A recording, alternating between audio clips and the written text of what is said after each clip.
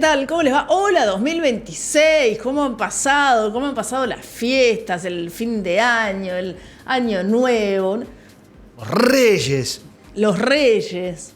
Los Reyes que fueron ayer. Está avanzando la temporada, está avanzando enero. Feliz verano para todos. Nosotros estamos acá para darles un espacio para aquello que les gusta. Para repasar lo que ha pasado en el año y proyectar un poquito lo que puede pasar con nuestro Uruguay. Así estás con este calor en enero, te pones ahí abajo del aire acondicionado, en la cama. Abajo de un arbolito, en una palmera. Palmera, capaz que no. Con la compu ahí, lo pones en el celular, en Spotify, lo podés escuchar, lo podés ver. Y lo podés escuchar, si bloqueas pantalla con Spotify, si bloqueaban pantalla, ahí estoy trabado hoy. No pasa nada. Mientras te haces un asadito, te pones de fondo la fórmula. Y si estás trabajando, que también puede ser una posibilidad, como nosotros en este momento, bueno, tranquilo, te mirás la fórmula cuando llegas a tu casa. Hoy vamos a seguir... O si no, lo podés ver, por supuesto, los cortes, claro, siempre. Obvio. En TikTok, en Instagram y en X antes Twitter, en todas nuestras cuentas, la mía, la de Paula, la de la fórmula, la de todo el mundo ahí. Bueno, continuamos este repaso 2025 en la segunda parte del año, pero el programa anterior nos fuimos dejando sobre la mesa una eventual posible fórmula electoral de la oposición para el 2029 y quedamos con la del Frente Amplio pendiente. ¿La querés hacer ahora o al final? Como vos quieras. Yo la prefiero dejar para el final. Okay. Pero antes de empezar con lo que nos dejó el 2025, que ya estuvimos repasando en el programa pasado, la caída de Cecilia Cairo, ¿qué más? No me acuerdo porque fue hace como una semana, pero... Ella Cecilia Cairo, el caso... María Dolores. La polémica en el Parlamento, la Convención Blanca, todo eso que estuvimos repasando, la situación de Cabildo Abierto, la situación de la coalición, la situación de Cabildo Abierto con la coalición, el pase del quinquenio, todo eso. Las relaciones entre Cabildo Abierto y el gobierno del Frente Amplio. Pero antes de seguir avanzando y traer otros tantos temas que estuvieron en danza, era vos uno de ellos. Justo uno de ellos.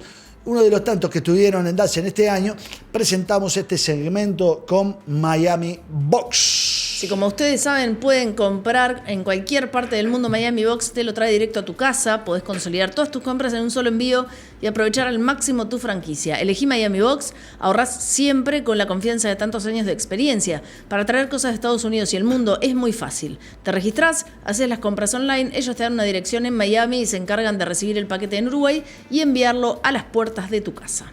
Bueno, muy bien, Paula. Bueno, nos seguimos avanzando sobre los hechos del año 2025, que además van a tener repercusión y van a estar sobre la mesa durante todo este 2026 y por eso es bueno repasarlos.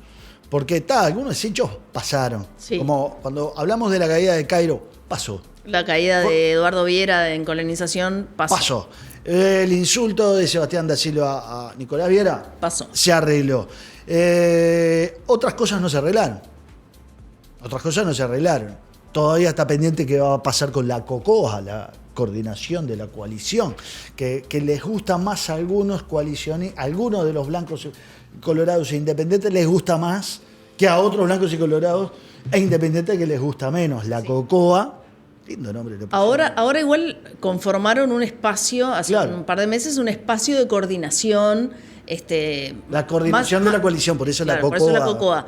Pero digo, es un espacio más formal. Ya existía la COCOA, pero como reunión de bancada, se reunían. Ahora encontraron un espacio más formal en el que se reúnen para ver cómo van a abordar los distintos temas que suceden en el Parlamento. Están dando pasos. Sí, exacto. Están dando pasos. Pero bueno, eso es un tema que va a quedar en el aire para el 2026. Entonces es bueno siempre repasar lo que pasó para ver con qué nos vamos a enfrentar. Para eso es de la historia, Paula, para entender el presente. Para entender el presente y para no repetir los errores del pasado. Para no repetir los errores del pasado, entender el presente y proyectar el futuro.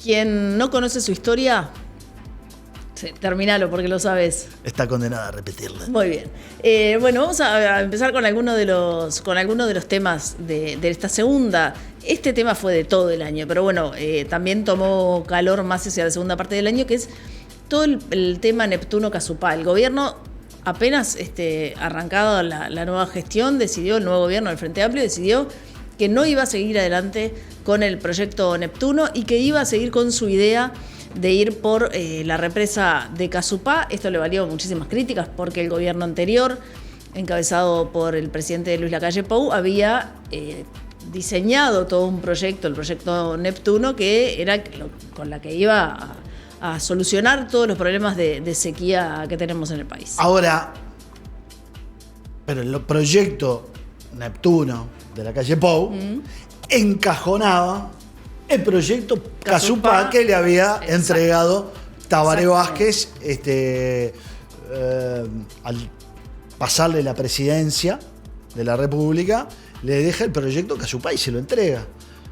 Lacalle Pou lo encajona y saca su propio proyecto, que es un proyecto, el de Arasatí, que venía siendo masticado de allá de los principios de los años 2000. Era un proyecto que Lacalle Pou decía que le gustaba desde que él era legislador, que lo impulsaba uno de los gerentes de la OCE, contrariamente a otros proyectos que se impulsaban desde el año 70 dentro del Ministerio de Obras Públicas, era en aquel momento, dentro de hidrografía. Y entonces, un Casupá, además, que el Frente Amplio había anunciado 2 veces su construcción durante el gobierno del Frente Amplio y no ejecutó. Después se la dejó a Lacalle Pou la encajonó y sacó a relucir su propio proyecto. Se lo deja firmado y entregado al siguiente presidente, que sabía que no era de su partido, porque esto lo dejó a fines de su mandato, Lacalle Pou, sabiendo que Orsi iba a ser el que iba a asumir la presidencia de la República como presidente del Frente Amplio. Estoy mirando para allá y tengo que mirar para allá. Entonces, el presidente del Frente Amplio, el presidente de la República del Frente Amplio, cuando asume, dice: no, para el cajón, vamos de vuelta con Casupá. ¿Qué hay acá? Bueno, primero hay una disputa política sobre quién es el que se queda con su proyecto y con la propia, ¿no? Yo quería esto y lo voy a hacer, yo quería esto y lo voy a hacer. Bueno, el Frente Amplio, que es el que ahora está en el gobierno, dice: que vos... vos me bochaste. Vos me bochaste, que vos querías hacer, no lo vas a hacer, vamos a hacer el mío. ¿En qué está el tema ahora? Concretamente, el gobierno anunció hace unos días nada más, a principios del año pasado, a principios de diciembre del año pasado, que 8 consorcios se presentaron para participar de la etapa de precalificación de Casupá. O sea, es una decisión tomada la de ir por el camino de la represa de Casupá. Hubo un llamado que hizo OCE, se presentaron 8 empresas que en marzo de 2026, se va a concretar el llamado a licitación pública internacional. Se prevé, o estos son los planos, inicios de 2027 como el comienzo de esta obra para, según dice el gobierno, permitir el abastecimiento de 1.600.000 habitantes del área metropolitana. Veremos si todo esto se da en los plazos que el gobierno tiene pensado y si finalmente tenemos una nueva represa y si finalmente esa nueva represa puede solucionar los problemas que se generan cuando hay sequía en nuestro país. Bueno, lo que pasa es que eso es una duda que tampoco sabes si la vas a resolver. No la vas a tener resuelta en 2028, 29, 30. ¿Cuándo vas a saber si esa represa funciona? Y cuando te enfrentes a una sequía durísima como la que enfrentamos en el periodo pasado. Sí, 2023. Que fue del 20 al 23, no, 21, 22, 23, fueron 3 años. El 23 explotó. Y claro, porque se extendió, porque la sequía, la niña, el efecto de la niña allá en el Pacífico, que surge allá en el Pacífico, que es el que genera sequía, cuando estás en periodo niño, llueve torrencialmente, acá en esta parte. Cuando estás en periodo niña, viene la seca. Pero esa niña se extendió, duró 3 años. Yo estaba para escribir en la escuela, en preescolares. Y la acumulación fue lo que terminó llevando a que no se pudiera más. tuvimos a esto de quedarnos sin agua. Sí, todos se acuerdan del tema de la sal en el Pasó agua. Severino, fuimos, Sí, que terrible. veías ahí todo seco. Todo seco, se rompían los calefones, se rompía los todo. calefones. O sea, no queremos volver a atravesar una situación No. similar. Hay que ver qué pasa, ¿no? Ay. Con este nuevo proyecto. Claro. Ahora, ¿hizo bien el gobierno en ir para atrás con el proyecto Neptuno? Es una duda que te va a quedar siempre. Depende a quién escuches, es la explicación que te va a dar sobre cuál es la mejor opción de las que están sobre la mesa. Esto tiene algunos otros problemas, además Casupá, este nuevo proyecto, que es en Florida, que es la afectación de los padrones. Hay que expropiar unos 100 padrones, hay una parte de la sociedad que está en contra, la sociedad de Florida movilizada en contra de todo esto. O sea, no es que sea todo tan fácil, tampoco como dejar un proyecto arrancar el otro sin consecuencias. Sí, yo hablaba el otro día con un dirigente político relevante como el presidente de la vertiente artiguista, José Bayardi, que es el presidente del sector al que pertenece el ministro de Ambiente, Ortuño. Por eso lo menciono a Pepe Bayardi, exministro de otras áreas, de defensa, no, pero es el presidente de la vertiente artiguista, sector al que pertenece Ortuño, que es de la vertiente artiguista. Y acá a lo que se juegan a que esas resistencias se aplaquen cuando las expropiaciones se empiecen a concretar y aparezca el dinero a los dueños de los padrones. Me decían, ¿vos escuchaste alguno que se haya quejado de las expropiaciones por el ferrocarril después de que se hicieron? Se quejaron antes, después no. Es cierto que yo recogí testimonios de personas que iban a ser expropiadas porque les iba a pasar el ferrocarril central, y es cierto que yo después no salí a buscar años después, y no sé si ha habido gente que ya se ha quejado, si no ha habido pronunciamientos públicos quejándose, no, estás loco, me pagaron $100.000, estás loco. Así que, no había nadie. Es cierto que esas voces pueden desaparecer cuando empiecen a concretar. Bueno, mirá, esto te lo voy a pagar tanto. Hoy te dicen, no, estás loco, yo además me desarraigo, me tengo que ir, no es lo mismo hacer ganadería ahí en tal lado que ir a hacerla en otro lado, no es lo mismo hacer los cultivos, etcétera, etcétera, etcétera. Pero bueno, hay un tema con el cual lidiar. Y el otro con el tema con el cual lidiar es el tiempo, porque la niña ya empezó.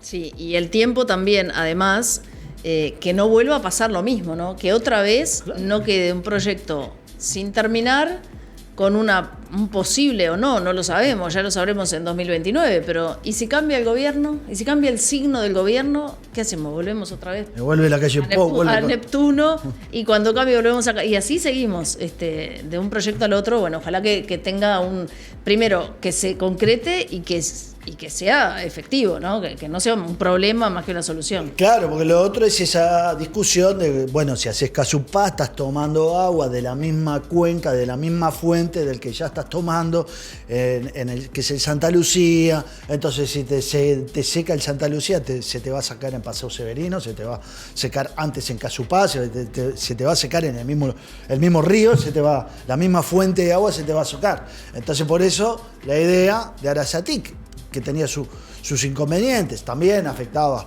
a los pobladores y todo eso, y también estaba el tema del agua del Río de la Plata. Bueno, era toda una discusión que se pasa en la pelota de un lado para el otro, nosotros sin saber cómo, cuál es la solución, la mejor solución. Lo único que tenemos que esperar es que la niña no se ponga dura y que el gobierno sea exitoso en concretar sus planes para que no volvamos a sufrir como volvimos a sufrir, y cada tanto vamos a seguir sufriendo, ¿no?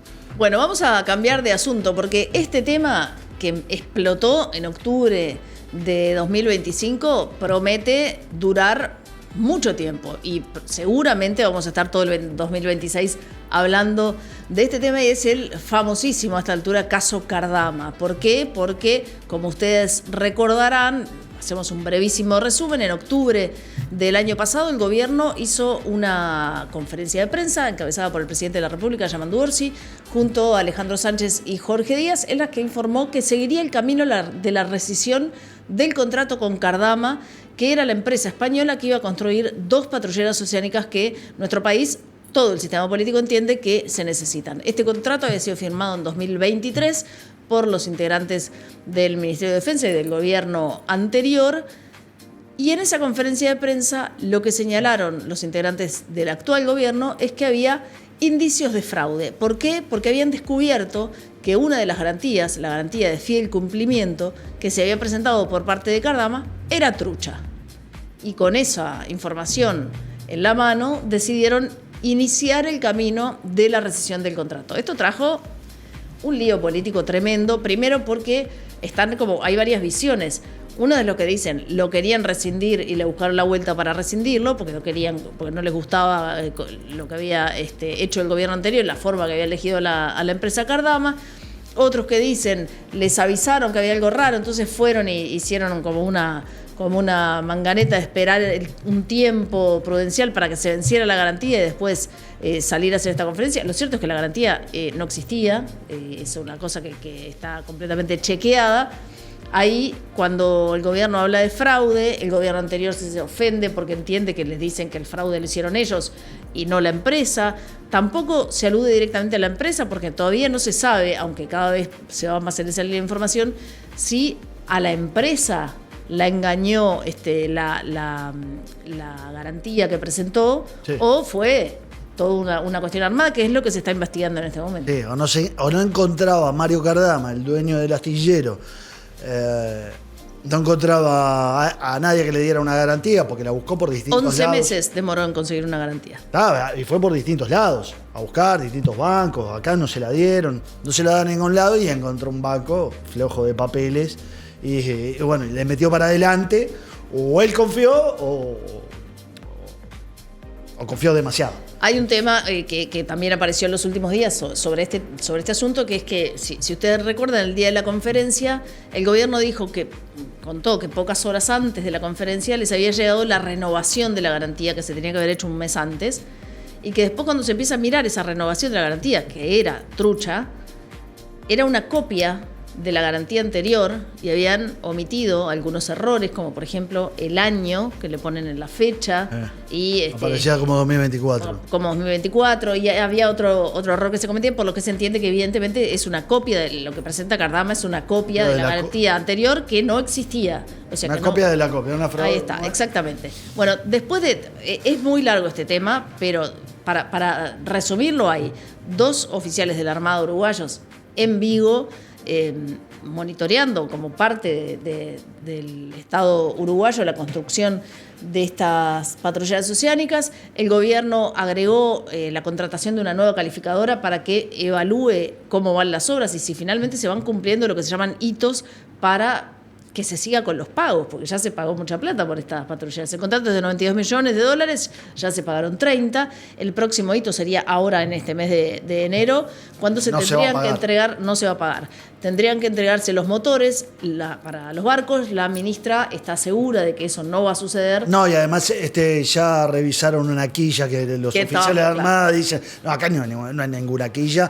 Después está lo otro, ¿no? El ir a chequear allá primero. El gobierno tiene a 2 oficiales de la Armada chequeando a ver si avanza o no la construcción de una de las lanchas. Además, agregó una calificadora que la manda. Buró Veritas.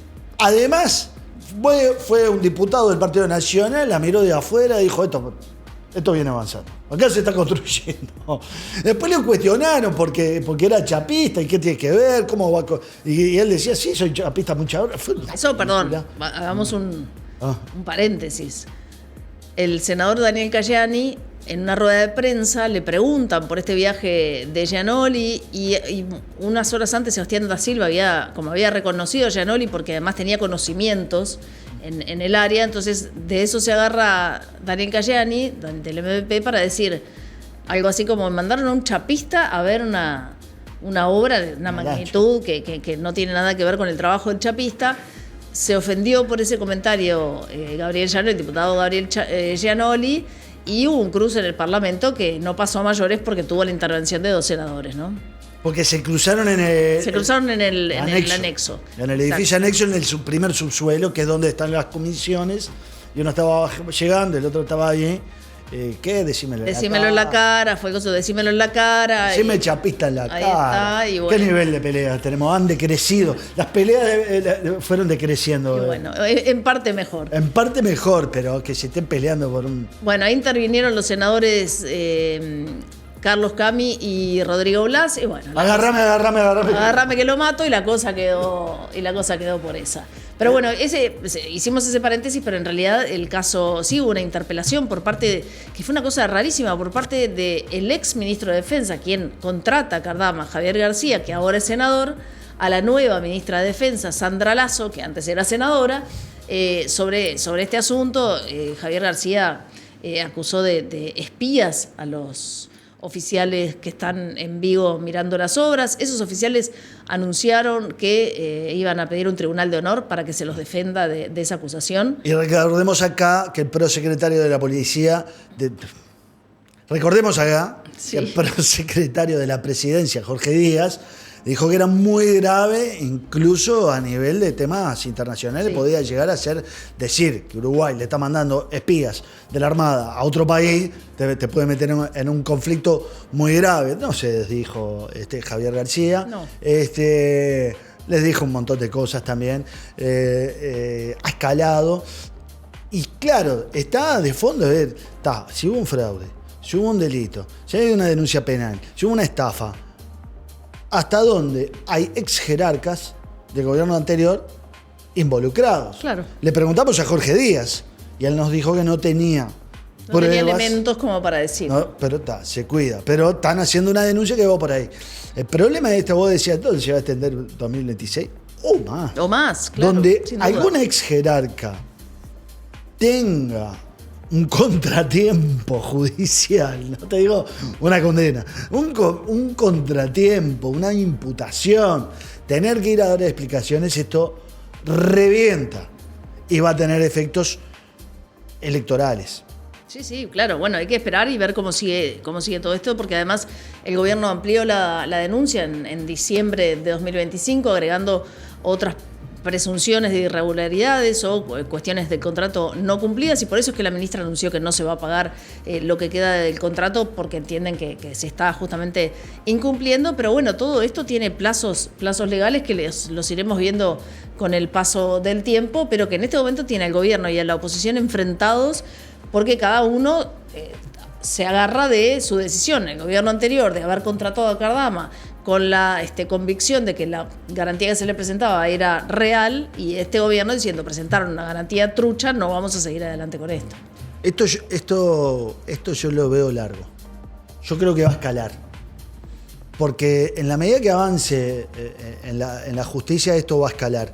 También va a escalar cuando se va a terminar rescindiendo el contrato con Cardama. Porque el gobierno va derecho ahí. Sí, claro. Es lo que anunció en octubre del año pasado. Y va a terminar ocurriendo de una forma u otra, más tarde o más temprano. Y además ya, Jorge Díaz nos decía, le preguntamos, ¿y qué necesitamos OPV? Porque las patrulleras oceánicas las necesitamos.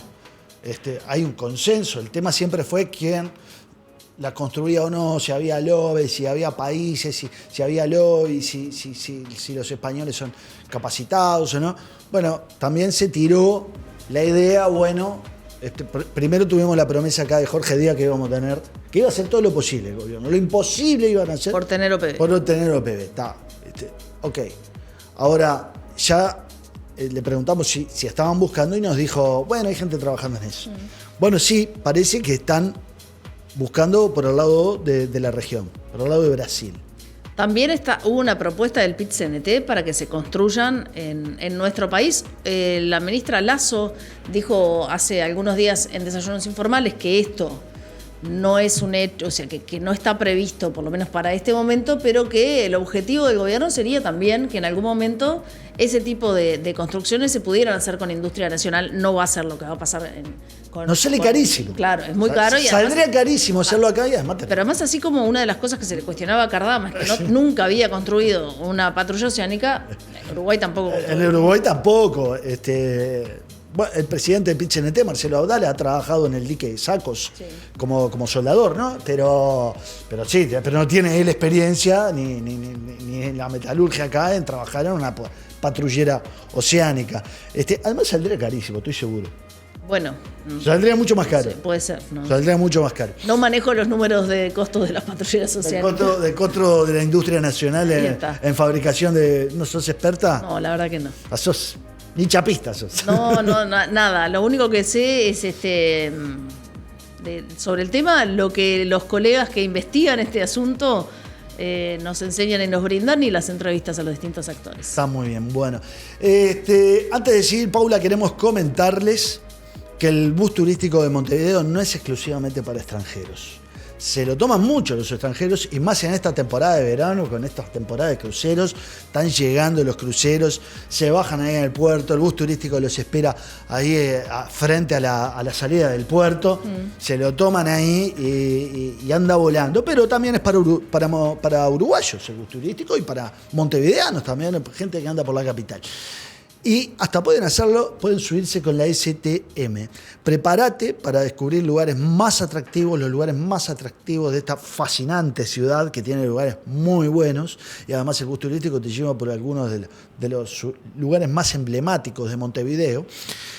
Y prepárate para hacerlo desde buses 100% eléctricos, respetuosos con el medio ambiente. El único bus para recorrer la ciudad subiendo y bajando todas las veces que quieras. Ahí ves que dice en el Zócalo bus turístico hop on, hop off. Bueno, eso es lo que te quiere decir, que te podés subir y bajar. Por ejemplo, te bajás en el estadio, esperás que te recorres el estadio, esperás que venga otro ómnibus de la línea del bus turístico y te subís más tarde y seguís el recorrido, incluso con audioguías para conocer mucho mejor la ciudad en que vivimos. Te van explicando lo que vas viendo. Ahí entras en el Zócalo, en ese código QR, lo tomás con el celular y ahí te abre y te lleva directo a la página del bus turístico de Montevideo.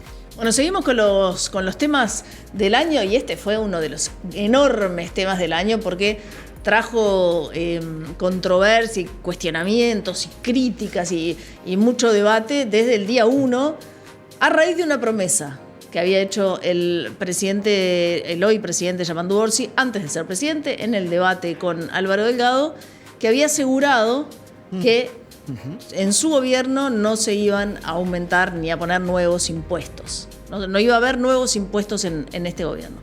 Pero poco tiempo después apareció la posibilidad del impuesto TEMU, del impuesto mínimo global, que es el que... Bueno, ahora vamos a detallar cada uno de esos impuestos a las grandes empresas, qué pasa con la zona franca. Empezó a haber todo un debate sobre temas impositivos y hubo mucho cuestionamiento porque era algo que se suponía que no iba a pasar. A ver, porque este tema lo teníamos. Con Eñe, lo tuvimos. Este tema lo tuvimos acá con el ministro O'Donnell, que gentilmente vino a darle una de las entrevistas más exitosas que tuvimos en el año. Y él habló acá. Primero, defendió el impuesto a las grandes empresas. En segundo lugar, él ya empezó a esbozar, si bien no nos dio el anuncio concreto acá, pero empezó a esbozar algo que después otros colegas fueron recogiendo a partir de lo que había dicho acá y se empezó a establecer que iban a establecer impuestos a ciertas ganancias en el exterior. El impuesto mínimo global es el impuesto a las grandes empresas que facturan 750 millones de dólares al año. Claro, que además es un pedido de la OCDE porque algunas empresas lo hacen en otros países y no en Uruguay. Y en Uruguay pierde como ese ingreso en facturación. Fue cuestionado porque decían, bueno, las empresas se van a ir. Es como la primera respuesta que suele salir cuando aparecen estos asuntos, pero finalmente el ministro tenía la decisión tomada de cumplir con ese compromiso con la OCDE y empezar a gravar a las empresas multimillonarias que tienen sedes en Uruguay y que, como vos decías, facturan más de 750 millones de dólares al año y con algunas excepciones y algunos cambios que hubo después para algunos acuerdos que bien zonas francas para no modificarlo y no recibir juicios también que le hicieran daño al Estado uruguayo, pero el impuesto mínimo global va a ser una realidad. Va a ser una realidad con excepciones. Con excepciones. Con excepciones. Ambos impuestos, tanto el impuesto mínimo global como este impuesto a las ganancias en el exterior, bueno, fueron anunciados, el primero defendido y anunciado acá, y después estuvo el impuesto TEMU. Polemiquísimo, porque ahí no es a las grandes empresas, es un impuesto que en realidad es la aplicación del IVA a compras en el exterior que no tenían IVA antes y que hace muchísima gente. Por eso se llama el impuesto TEMU, el impuesto a comprar el IVA aplicado a comprar cosas baratas en el exterior, menos Estados Unidos. Estados Unidos queda fuera porque tiene un convenio vigente, pero en TEMU compra un pueblo, ¿no? Todo el mundo porque es muy barato. Y está escalando. Claro, pero ¿qué pasaba? En el momento de la discusión, la industria local, las empresas del comercio, claro, planteaban, Temu nos está matando, porque todo lo que nosotros vendemos acá lo pueden comprar en Temu, que hay productos de dudosa calidad, pero bueno. Pero acá también. Pero acá también. A mí esa fue lo que me reveló a mí, que decía Pacha Sánchez. Yo prefiero comprar que traer productos Berreta. ¿Qué? ¿Y acá en Uruguay no se compra productos Berreta? Claro que a sí. Precios elevados. Y yo prefiero comprar Berreta en otro lado que acá. Bueno, yo hice solo una compra experimental. Sí. Me compré, no salió bien. No salió bien porque no sé si la ejecuté mal yo. Bueno. Porque te ofrecían precios regalados, 3 regalos, o creo que era $1, no sé si unos championes, una cafetera y un regalo que te iba a hacer a vos también, que era un reloj digital. Un reloj digital. Y a eso tenía que agregarle una compra de 2 productos más. Entonces compré un short y una afeitadora, no de rasuradora, sino de ruedita, esa que te afeita chiquito ahí. Y cuando solo llegó el short y la afeitadora, y los otros 3 productos de regalo no llegaron. Igual eran baratos, la afeitadora es barata y el short es muy barato y lo uso casi todos los días, pero de entre casa, pero no me lo hubiese comprado, no me lo hubiese comprado ni la afeitadora ni el short, no era solo para hacer esta compra experimental para ver cómo funcionaba. Sí, igual, más allá de las experiencias, hay gente que compra mucho en Temu. Temu o Shein, hay otras. Pero la predominante es Temu. La predominante es Temu, por eso se le llama el impuesto Temu. La aplicación del IVA probablemente quizá te haga dudar un poco más. Si te resulta tan barato, no va a frenar las compras en Temu, en realidad. Sigue siendo más barato. Sigue siendo muy barato. Y muchísima gente en nuestro país se acostumbró también a hacer ese tipo de compras, les sale muy barato y las van a seguir haciendo. Veremos si hay otras medidas después que se van a aplicar para el comercio local que no sea tan perjudicado, pero también hay algunos comercios locales que compran muy barato en el exterior y después lo venden muy caro. Entonces hay que ver ahí pero también. Lo que pasa es que hay una construcción de precio. La construcción de precio no es que el comerciante está de vivo y No, yo no estoy diciendo eso. El comerciante para traer, paga. No, está bien. Yo no digo que haya dicho eso, pero hay que ver cómo es la construcción de precios acá en Uruguay. Si la construcción de precios aparece toda una cadena de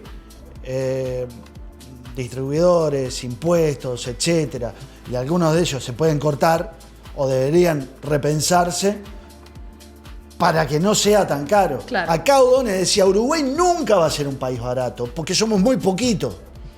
Y bueno. Ok, está. Pero alguna cosa se puede pensar, ¿no? Siempre algún aporte, alguna ayuda. Hay estudios sobre, bueno, se hace en la frontera, se hace ahora en la frontera con Brasil, cuando pasó... Sí, cuando hay diferencias cambiarias. Cuando pasó aquella diferencia cambiaria que se llamaba la pandemia argentina, que azotó al litoral, y a Montevideo también, porque había gente que se iba de acá a hacerse los lentes a Buenos Aires, o aprovechaba un viaje a Buenos Aires para ir a comer barato y para operarse. Sí, no, de todo. Afectaba a todo el mundo. Pero de alguna manera, y la gente busca el precio. Y la gente también, y si le pones acá un impuesto TEM, y se lo va a comprar en Rivera, y va a aparecer la recaudación además tampoco se preveía tan importante como para que se justificara por el lado de la recaudación, o sea, era aún más una medida pensada en no afectar tanto al comercio. Veremos, habrá estudios sobre esto dentro de un tiempo seguramente, a ver cómo funcionó y qué efectos tuvo. No, y después lo otro es la argumentación de parte del gobierno y del Frente Amplio de que no se incumplió con la palabra de Orsi, sí. Porque en realidad el impuesto a las grandes empresas es un impuesto a las grandes empresas. El impuesto a las ganancias en el exterior, en realidad hay gente que maneja acciones y que esto que lo otro. Y el impuesto TEMO, en realidad, no es un impuesto a la gente. En cierto sentido, sí, es un impuesto a la gente. Pero está, sí. Podés evitarlo. Estás pagando un IVA que antes no pagabas. Podés evitarlo. Es una puedo tomar yo la decisión de no pagarlo, pero tengo que pagar el IVA acá o seguir los mismos hábitos de consumo, no cambiarlos por otros hábitos de consumo. Entonces estaba esa discusión. Y después la otra discusión es que el otro impuesto, el que sí quiere parte del Frente Amplio, me encanta este debate. Sí lo quiere el PIT-CNT, sí lo quiere una parte, por ahora, minoritaria del Frente Amplio, sí.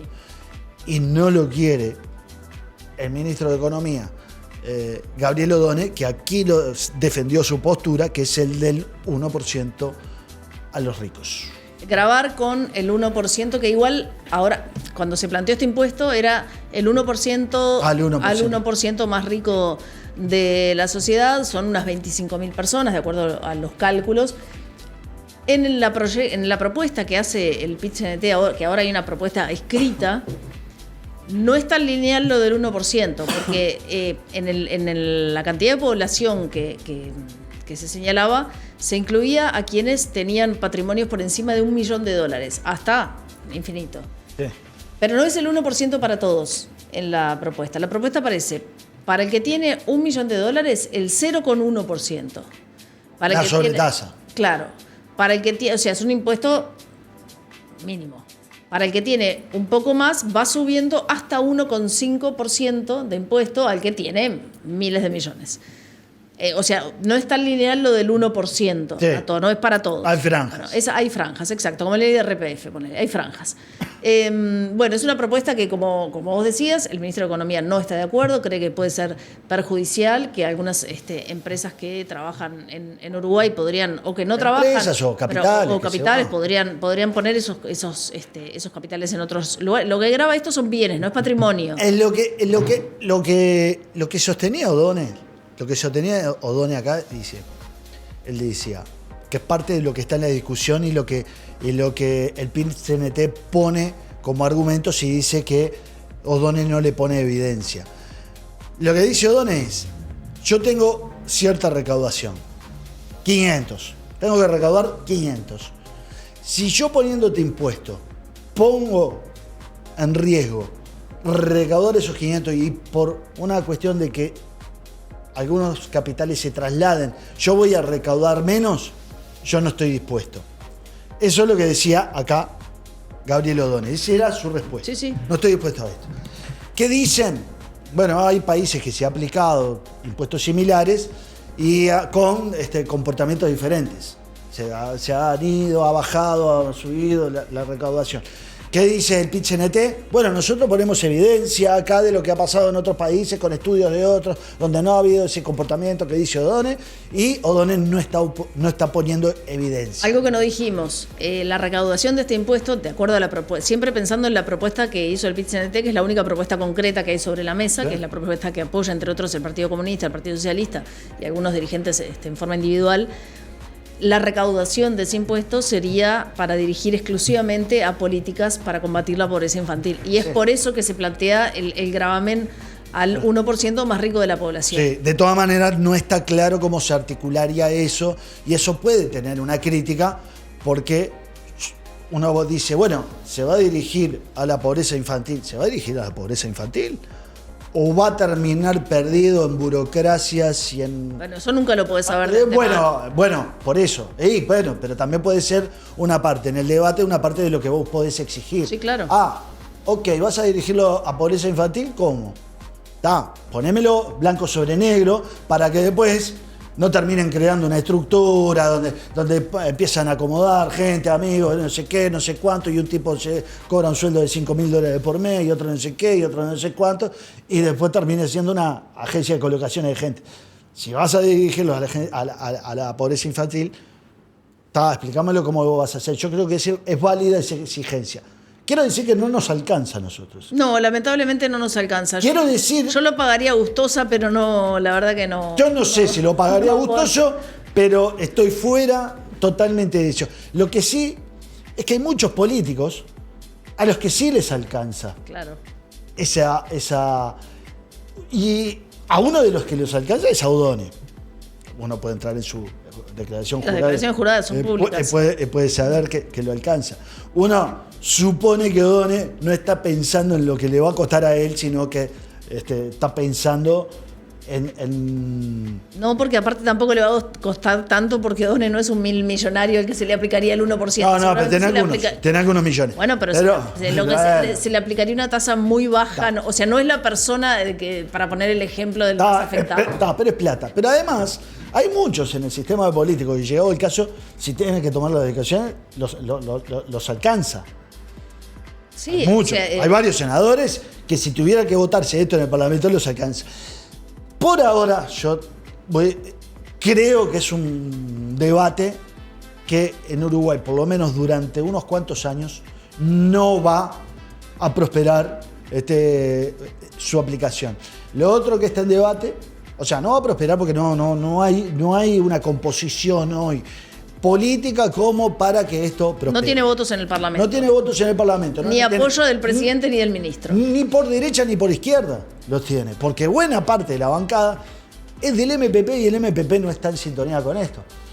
Algunos que al principio no estaban en sintonía empezaron a decir, bueno, hay que escuchar el debate, pero yo no sé, como Mario Vergara, pero yo no sé si eso es una cuestión, una postura política, digamos, para no cerrarse con su compañero en el Frente Amplio, o si realmente está convencido de que, bueno, ahora está propuesta. Yo creo que más allá del resultado es un debate interesante, y los debates interesantes hay que darlos. Después se lauda para un lado o para el otro, pero es un debate que es interesante porque propone una medida concreta para atender una situación concreta. Si no se da o si se da, lo dirá el tiempo y la discusión política, pero por lo menos poder conversarlo me parece que es una buena medida. Nos queda re poco tiempo y unos cuantos temas todavía. Sí, pero igual, ya lo cabalgamos. Quería decir una cosa más sobre esto, que es lo otro que está en discusión, es quién puede presentar un proyecto de ley sobre esto.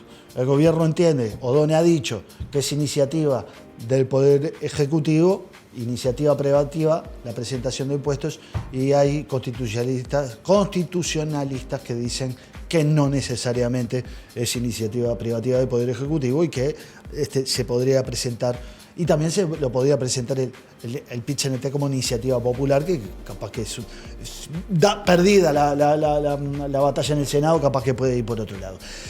¿Querés ir a un tema que estuvo en danza? Tenemos dos temas que generaron mucha polémica en este año. Uno, el caso Danza y su trabajo como presidente de ACE, y además en mutualistas privadas. Ese es uno de los temas.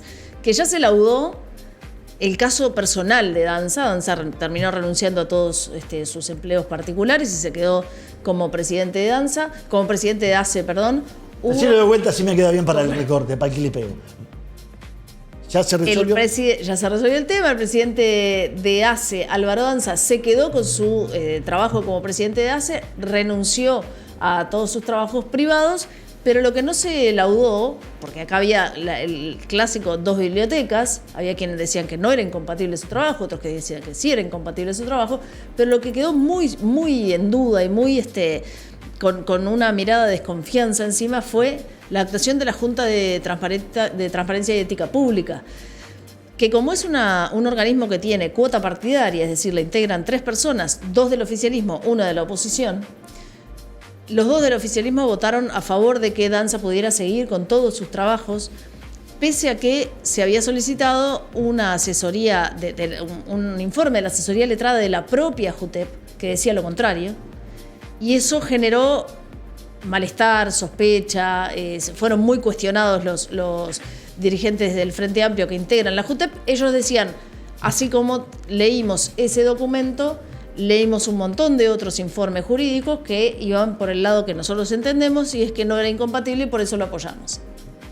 A ver, primero, quedó claro que acá estuvo lo político por encima de lo jurídico. Porque el informe, los otros informes que no eran de la asesoría letrada, había uno que era el del Piazzo, el que hizo Danza, que estaba incompleto porque Danza hizo la consulta incompleta. En realidad el dilema que se planteaba era si Danza era un médico tratante o un médico consultante. Si hubiera sido un médico consultante, en general se coincidía en que no habría problema porque no tendría que cumplir un horario determinados días a la semana en las mutualistas privadas, sino ir por consultas puntuales, atender a un paciente porque es un grado 5 y tiene mucho conocimiento sobre su área específica de labor. Lo que planteaba, por ejemplo, el informe del catedrático Durán Martínez era, no, en realidad él no es un médico consultante, sino que es un médico tratante. Entonces, por ese hecho, ya lo hace incompatible. Claro. Eso la JUTEP no lo consideró de esa manera. Claro, pero no lo consideró. A ver, yo creo que acá hubo un sesgo político. Es una opinión. Sí, claro. Es una opinión. Yo creo que acá hubo un sesgo político. Porque si no se dieron cuenta que era un médico tratante, o hicieron mal su trabajo en investigar y en abordar el tema, o no lo quisieron ver. Yo creo que hubo un sesgo político acá. El caso de Danza, vos decías, quedó resuelto porque renunció. Y si renunció era porque era incompatible. Bueno. ¿Por qué iba a renunciar si no era incompatible? Si renunció es porque era incompatible. Y si renunció a cargos de médico tratante es porque era médico tratante. Entonces, ¿cómo la JUTEP no vio que era un médico tratante y cómo nadie reconoce que era incompatible? A mí de la JUTEP lo que realmente me parece bastante difícil de comprender es que no hayan valorado que esto iba a pasar, que se iba a ver claramente como una cuestión político-partidaria, que fue como se terminó viendo a los ojos públicos, por todo lo anterior que decíamos, por todos los informes que había, por toda la evidencia que existía de que era incompatible la situación, más allá de las 2 bibliotecas, claramente, cada uno se puede afiliar a la biblioteca que le guste, pero había elementos suficientes como para decir, si no es incompatible 100%, no es lo mejor esto que estamos viendo. Además había otros agregados que, bueno, esto fue informado por el programa Así nos va de Radio Carve, donde pusieron sobre la mesa también superposiciones de horarios. Sí. Pero ¿cómo que no era incompatible? ¿Y por qué renuncia? Si no es incompatible. Bueno, el tema de la renuncia él lo plantea por otro lado, pero no importa, el asunto es que termina renunciando. No, que por otro lado, ¿por cuál? Renuncia porque es incompatible. Porque era claro, porque era insostenible. Tenía un trabajo en una mutualista en Soriano. Tenía trabajo en varias mutualistas. Pero en Soriano. Bueno, la cuestión es vamos que arriba. Igual me da la sensación de que después de todo esto quedó mucho más el ojo puesto en la JUTEP, porque la JUTEP va a seguir trabajando y tomando asuntos que tengan controversia en la ética pública. El caso de Danza, una vez resuelto, resuelto quiero decir, él termina renunciando y se queda con su trabajo como presidente de ACE. Entonces, sobre Danza, digamos, el foco ya no está tanto como sí está sobre la Junta de Transparencia, porque la Junta de Transparencia va a seguir funcionando y analizando casos que van a tener que ver con la ética pública, nada más ni nada menos, y que va a estar la lupa puesta en las decisiones que tome. Ahora, yo te pregunto, esta JUTEP, ¿cómo está? ¿Puede seguir cuando hay algunos que consideran que ya es totalmente un organismo que así como es, no tiene ningún sentido? Porque para muchos ya perdió toda credibilidad. Sí. El propio prosecretario de la presidencia, Jorge Díaz, nos decía acá que la estructura que tiene no es la mejor. Hay muchos que opinan que tendría que ser un organismo diferente y no con este triunvirato político donde hacen el 2 y 1 permanentemente. Como en otros organismos. Como en otros organismos, pero acá estás hablando de un organismo que tiene que velar por la transparencia. No, es que eso para mí es el primer inconveniente de que sea por cuota política. Si tiene que velar por la transparencia de los políticos. No puede, está claro que, si no lo habíamos visto, ahora capaz que lo podemos ver con mayor claridad, está claro que aunque no se hubiese votado por cuota política, pongámosle que se votó por convicción, de todas formas siempre va a estar sobre la mesa la posibilidad de que los integrantes de un organismo que tiene que velar por la ética pública voten de acuerdo a lo que es beneficioso para su propio partido político. Entonces, no deberían ser representantes de los partidos políticos, y en todo caso se tendría que elegir de otra manera, como se dan las venias para los fiscales, como en fin, de una forma que tenga además más apoyo y no por cuota, o sea que no sean integrantes de un partido político no, está mal diseñado. Ni designados por un partido político. Esta presidencia ya no tiene el respaldo que tenía cuando le votaron la venia. Y bueno.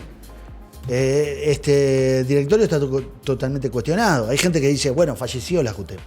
Hay que ver si ahora alguien toma la iniciativa de decir, bueno, esto hay que cambiarlo. Esta JUTEP no puede seguir funcionando de esta forma, hay que buscar un mecanismo para que la JUTEP sea creíble y no esté condicionada ante cada decisión que tenga que tomar. Claro, y además, cuando ha fallado contra algunos políticos, en este caso era para absolverlo, también salían otros a cuestionar a la JUTEP. Y la tienen empobrecida. ¿Y por qué la tienen empobrecida? ¿Por qué no le da plata a la JUTEP? Bueno, eso es otro capítulo. Y bueno, pero uno puede sospechar de que no hay una intención de robustecerla con profesionales para que pueda hacer las investigaciones. O sea, vamos, uno no puede sospechar que los políticos no tienen ningún interés, en términos genéricos, en darle plata a un organismo para que contrate profesionales para que les ponga la lupa encima. Y uno puede sospecharlo eso. Puede. Y claro, está empobrecida hace años. Tenemos un tema más de los que han generado polémica este año, que han generado mucha polémica. Tenemos muy pocos minutos, así que vamos rapidísimo. Designaciones de embajadores en el exterior. H y Argimón. H en Portugal, Argimón en la ONU.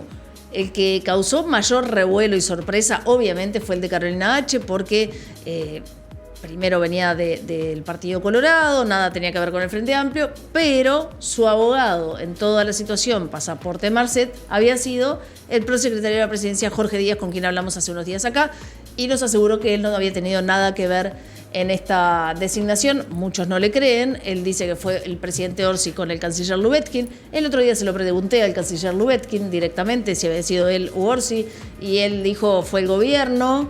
No terminó de quedar clara la situación. No sabemos. Idea de Díaz.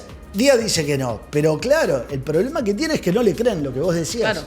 El problema es que tienen y no le creen. Y él nos decía a nosotros, bueno, yo cuando me enteré que iba, porque es cierto que me enteré antes de que se anunciara públicamente, cuando me enteré dijo, bueno, esto me lo van a cobrar a mí, viene para mí. Está pasando. Y bueno, yo qué sé, alguien debió haberlo advertido. La cuestión es que, ¿qué pasa? ¿Qué dicen? Desde la coalición republicana, desde los partidos de la oposición, desde el Partido Nacional, y ¿qué han dicho? Bueno, que esto le pagaron un favor a Carolina H. Bustillo dijo, por favor. Sí.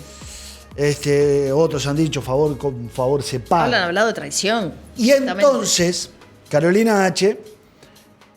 Salió a presentar denuncias por difamación contra Bustillo, Botana, Sergio Botana, el senador, y el senador Sebastián da Silva. Repaso. H. presentó denuncia por difamación contra el ex canciller Francisco Bustillo, el senador Sergio Botana y el senador Sebastián da Silva. ¿Por qué? Por esto de que insinúan que le hicieron un favor a Carolina H. Te voy a decir una cosa. Sí. Si hay algo por lo que existen los fueros parlamentarios, es precisamente para que no se hagan denuncias penales por dichos u opiniones y para que no haya todo el tiempo un tiroteo y una judicialización de la política. Si hay algo que protegen los fueros parlamentarios, es esto.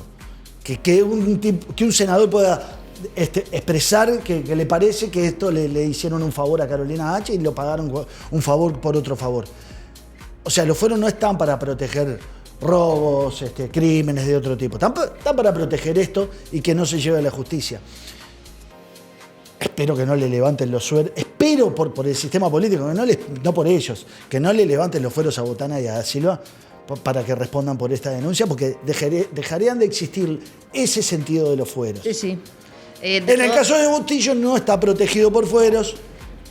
A mí me parece inconveniente, digamos, de todas maneras, que lo lleve al plano judicial. Bueno, ahí yo no sé si estoy tan convencida. En realidad me parece que si bien por un lado la libertad de expresión tiene que estar garantizada y cada uno tiene que poder ser libre de decir lo que piensa y lo que cree, cuando alguien se siente vulnerado en su honor, digamos, ¿no? Si a mí me están acusando de que traicioné o de que hice una jugarreta o de que no sé cuánto, y yo también tengo derecho a defenderme. Pero son políticos que se disponen. Pero entiendo que llevar estas cuestiones al ámbito judicial no es lo más acertado, porque si no terminás la vida entera en un juzgado. No, y utilizando la justicia para cosas que no se deben también utilizar, utilizando la fiscalía, y además esto se juega en las canchas políticas. También es verdad que para hacer una acusación del tenor de las que se hace, habría que tener alguna prueba más que una suposición. Pero bueno, yo creo que son temas para... Está bien, de todas formas entiendo que no son temas que se tengan que dirimir en la justicia, porque si no, sería como vivirían los políticos en los juzgados por las cosas que se dicen. Imagínate, con las cosas que hemos escuchado, el programa pasado y todo, estarían todos todo el tiempo. Bueno, nos quedan muy poquitos minutos, solo 2 o 3. Y tengo que leer un anunciante, así que ya lo voy a leer. Nos queda una sola cosa. ¿Qué?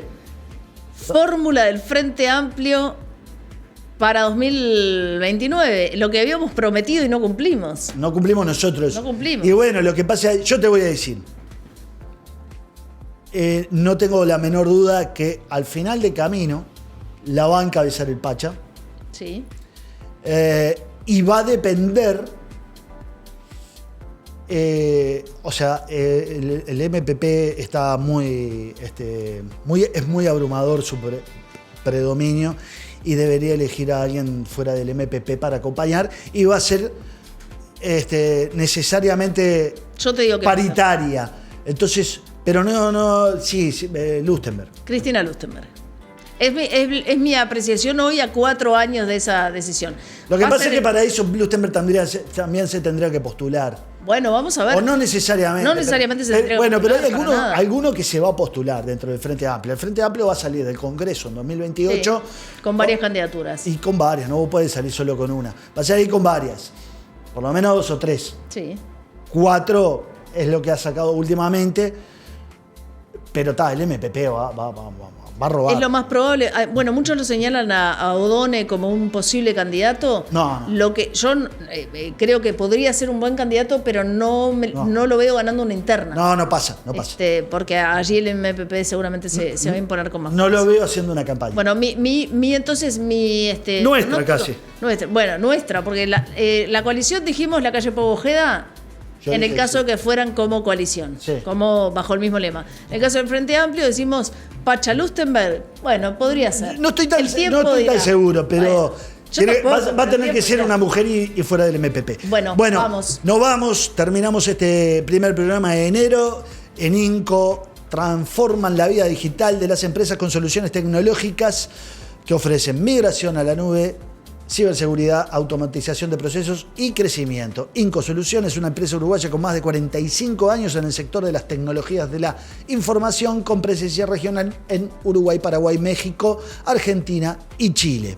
Te asesoran para mejorar los servicios y gestión de tu empresa junto a sus socios estratégicos como IBM, AWS, Atlassian, Lenovo y más. Ingresa a incosoluciones.com y descubrí cómo juntos pueden impulsar tu negocio hacia el futuro. Y nosotros, Paula, nos vamos y volvemos la semana que viene. Nos vemos. Chau.